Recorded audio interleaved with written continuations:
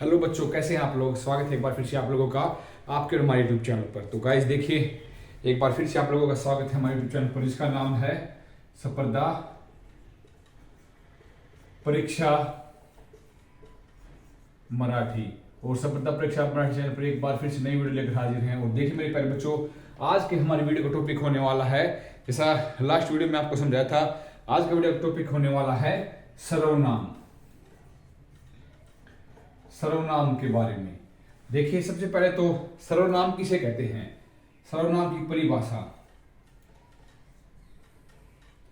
सर्वनाम की परिभाषा वे शब्द जो संज्ञा के स्थान पर, जो संज्ञा के स्थान पर प्रयोग किए जाते हैं, प्रयोग किए जाते हैं, उन्हें सर्वनाम कहते हैं। सर्वनाम कहते हैं। जैसे संज्ञा, सर्वनाम संज्ञा में क्या होता था, किसी उसका नाम होता था, जैसे किसी चीज का नाम, जैसे राम, श्याम, दिल्ली। तो इसमें जैसे क्या होगा, तुम, आप ऐसे जो शब्द आएंगे वे क्या कहलाएंगे, वे सर्वनाम कहलाएंगे। ठीक है, तुम, आप, मैं, यह, वह आदि। तो अब बात करते हैं सर्वनाम के कितने भेद हैं उनके बारे में।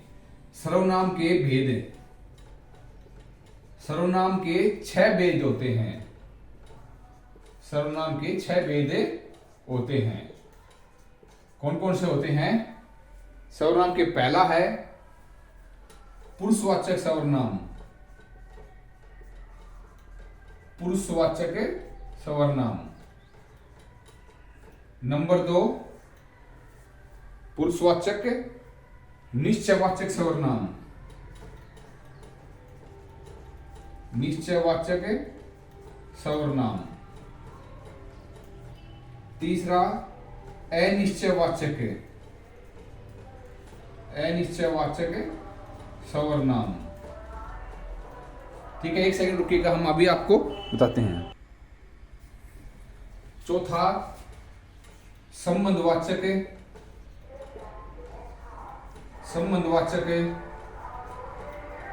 सर्वनाम। एक सेकंड गाइस, देखिए, पांचवा है प्रश्नवाचक सर्वनाम।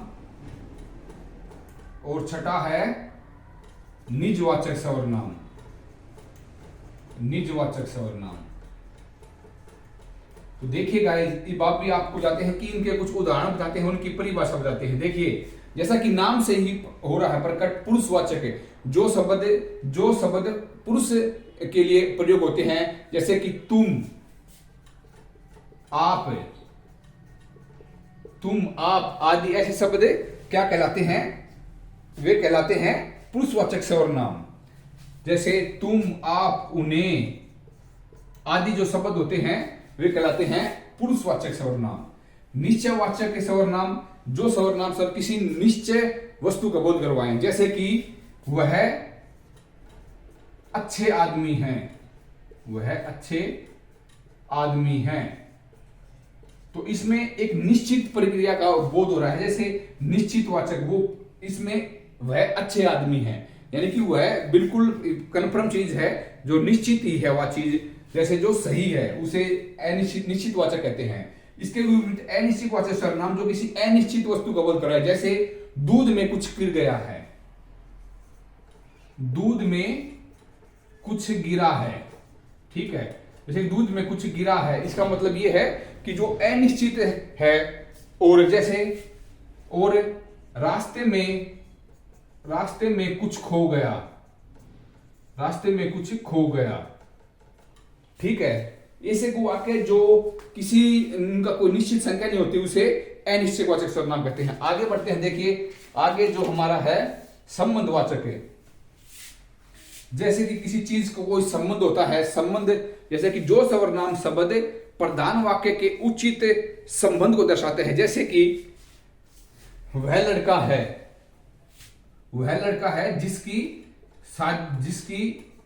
उससे शादी होगी, जिसकी, जैसे जैसा करोगे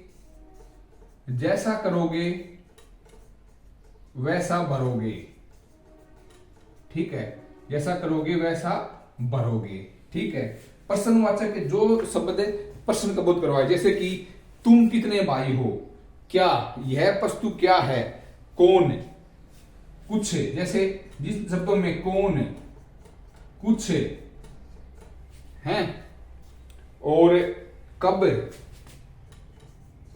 ऐसे शब्द प्रयोग हो उन्हें प्रश्नवाचक सर्वनाम कहते हैं। आखिर है निजवाचक का है जो अपने लिए प्रयोग होता है, जैसे कि मैं शब्द, स्वयं, जिन वाक्यों में ये शब्द आए, मैं, स्वयं, खुद, वे शब्द क्या कहलाएंगे, निजवाचक सर्वनाम कहलाएंगे। तो मेरे प्यारे दोस्तों, एक बार आपको जल्दी से बताते हैं, देखिए वे शब्द जो संज्ञा के स्थान पर प्रयोग होते हैं उन्हें सर्वनाम कहते हैं, जैसे कि तुम, आप, यह, वह, मैं आदि।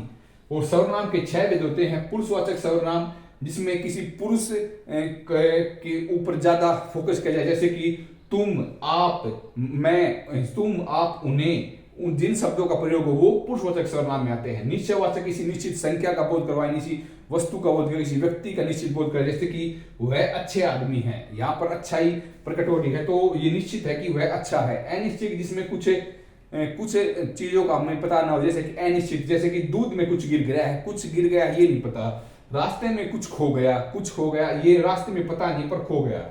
संबंध, जैसे किसी संबंध का बोध करवाए, जैसे कि जैसी करनी वैसी भरनी, जैसा करोगे वैसा भरोगे, किसी संबंध का बोध करवाए उसे संबंधवाचक सर्वनाम कहते हैं। जैसे यह वही लड़का है जिससे वर्षा की शादी होगी, वहां पर संबंध आ गया तो हो गया। प्रश्नवाचक जहां पर किसी प्रश्न का बोध करवाए, जैसे कि कौन, कुछ, कब, ऐसे शब्द जहां पर आए वो प्रश्नवाचक सर्वनाम होता है। निजवाचक सर्वनाम, जिसमें खुद के लिए मैं, खुद, स्वयं, इन शब्दों का प्रयोग उन्हें निजवाचक सर्वनाम कहते हैं। तो मेरे प्यारे दोस्तों, आशा करते हैं कि आपको सर्वनाम का टॉपिक बिल्कुल क्लियर हो गया होगा। अच्छा लगे तो वीडियो को लाइक करिएगा, चैनल को सब्सक्राइब कीजिएगा।